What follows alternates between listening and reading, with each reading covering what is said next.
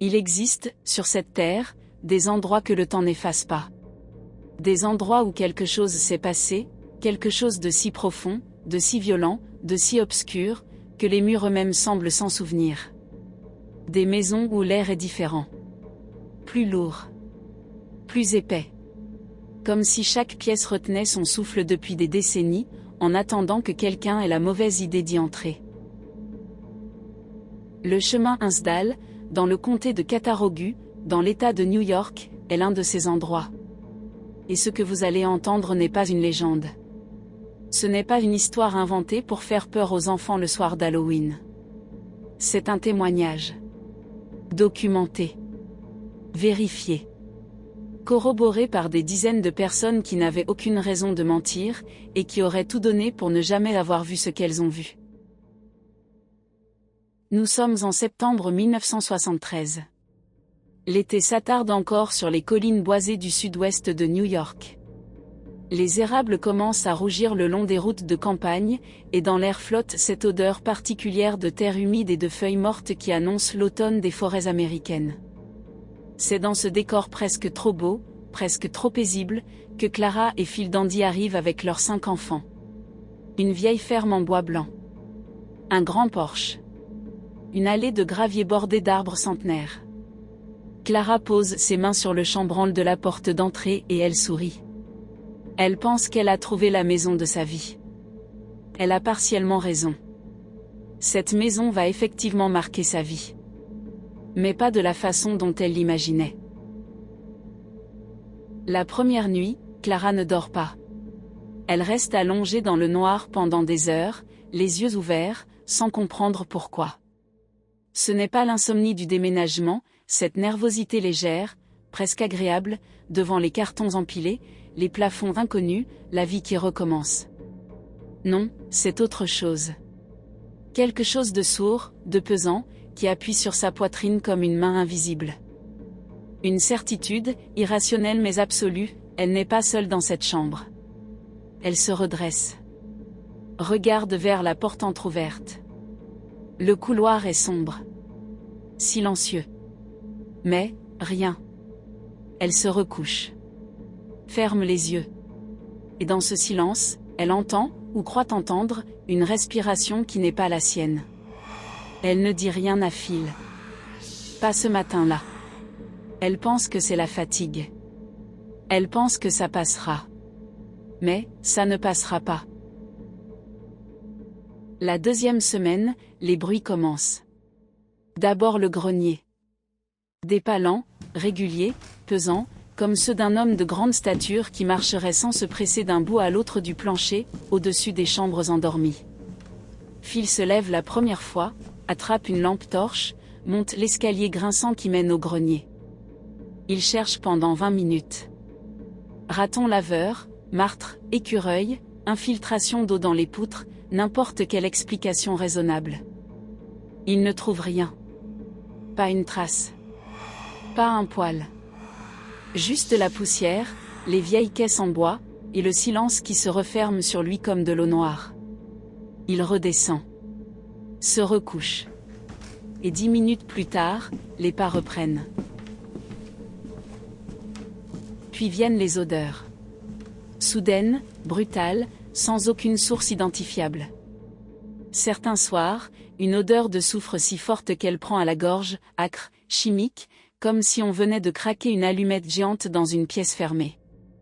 D'autres nuits, quelque chose de différent, une odeur de fleurs pourries, écœurante, qui stagne dans les couloirs et disparaît dès qu'on ouvre une fenêtre. Comme si quelque chose voulait se manifester, signaler sa présence, puis changeait d'avis au dernier moment.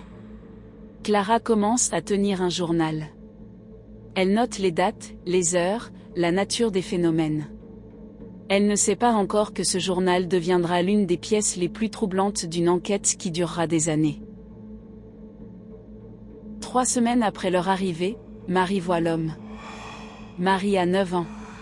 C'est une enfant sérieuse, posée, qui ne raconte pas d'histoire. Ce matin-là, elle descend à la cuisine, le visage blanc comme un drap, et elle dit à sa mère, d'une voix parfaitement calme, qu'il y avait quelqu'un dans sa chambre cette nuit. Un homme, dit-elle. Très grand. Entièrement noir, pas la peau, précise-t-elle, mais comme si tout son corps absorbait la lumière. Il se tenait debout dans l'embrasure de la porte. Il ne bougeait pas. Il regardait. Et il souriait. Clara interroge ses autres enfants. 2 d'entre eux, les plus jeunes, ont vu la même silhouette dans le couloir. Ils pensaient que c'était leur père. Mais leur père dormait à côté d'eux. Phil inspecte la maison de fond en comble. Toutes les fenêtres sont fermées de l'intérieur. Toutes les portes sont verrouillées. Il n'y a aucune trace d'intrusion. Aucune trace de quoi que ce soit. Mais quelqu'un, ou quelque chose, se promenait dans les chambres de ses enfants cette nuit-là. Octobre arrive. La température chute. Et avec le froid, les phénomènes s'intensifient comme s'ils se nourrissaient de l'obscurité grandissante. Les objets commencent à disparaître. D'abord des petites choses, une clé de voiture, une paire de ciseaux, le chapelet de la grand-mère de Clara qu'elle gardait sur sa table de nuit depuis 20 ans. Phil retourne la maison, cherche partout, ne trouve rien. Puis, des jours plus tard, des semaines parfois, les objets réapparaissent, jamais là où on les avait perdus, toujours dans des endroits improbables, presque ironiques. Le chapelet retrouvé au fond d'un seau de peinture dans le garage. Les ciseaux posés au milieu du plan de travail de la cuisine, parfaitement alignés, comme si quelqu'un les avait déposés là avec soin. Les lumières se mettent à clignoter. Pas au hasard, selon un rythme régulier. Presque délibéré. Phil, qui est électricien de métier, vérifie tout le câblage de la maison. 2 fois. 3 fois. Il ne trouve aucun défaut. Aucune explication technique possible. Et pourtant, chaque nuit, les lumières font ce qu'elles veulent.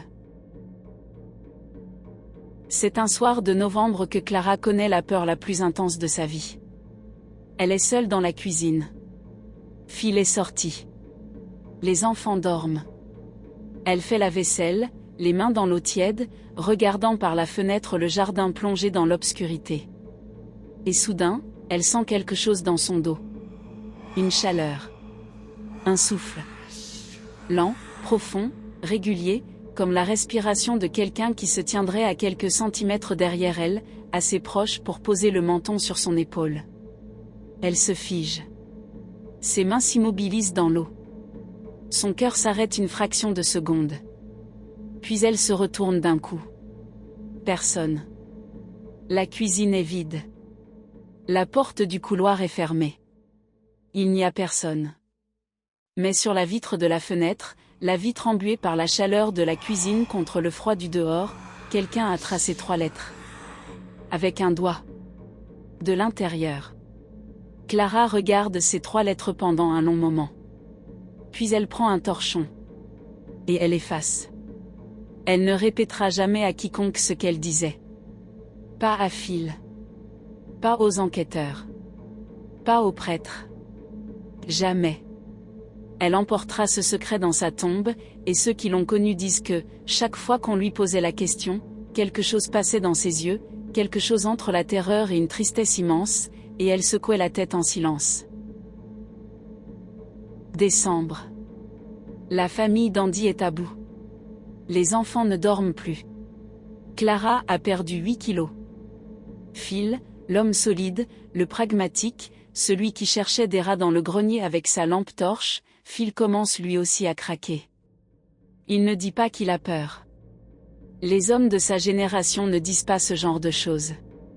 Mais il laisse toutes les lumières allumées la nuit. Et il ne monte plus au grenier seul. Un ami de la famille, de passage pour le week-end, quitte la maison au milieu de la nuit sans donner d'explication. Il appelle Clara le lendemain matin pour s'excuser, et il dit juste « Je ne pouvais pas rester là-dedans. Je ne sais pas comment vous faites. » C'est à ce moment-là que Clara décide d'appeler à l'aide. Le père Alphonsus Trabold arrive en janvier 1974. Il faut comprendre qui est cet homme pour mesurer le poids de ce qui va suivre. Alphonsus Trabold n'est pas un exorciste de cinéma. Ce n'est pas un illuminé en soutane qui voit des démons partout. C'est un franciscain respecté, professeur à l'Université Saint-Bonaventure de New York, chercheur sérieux en parapsychologie, un domaine qu'il aborde avec la même rigueur méthodique qu'un scientifique abordera un sujet d'étude. Il a enquêté sur des dizaines de cas signalés au fil des années, et il en a écarté la grande majorité. Hallucinations. Suggestion collective. Problèmes psychologiques non diagnostiqués. Structure défectueuse. Gaz. Infrason. Il arrive au chemin Hinsdale avec ses doutes professionnels intacts. Il passe plusieurs heures dans la maison. Il parle à chaque membre de la famille séparément. Il prend des notes. Il observe. Il écoute. Il inspecte les fondations, la charpente, la plomberie, le câblage. Il cherche, comme Phil avant lui, une explication rationnelle. Puis il prie. Il bénit chaque pièce, chaque couloir, chaque seuil, chaque fenêtre.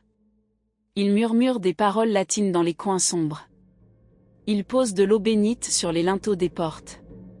Et quand il repart, il dit à Clara et Phil, avec le calme mesuré d'un homme qui a passé sa vie à peser ses mots, « Cette maison est habitée par quelque chose d'ancien, quelque chose d'intelligent, quelque chose qui sait que vous êtes là, et qui n'aime pas la lumière. » Il reviendra 3 autres fois.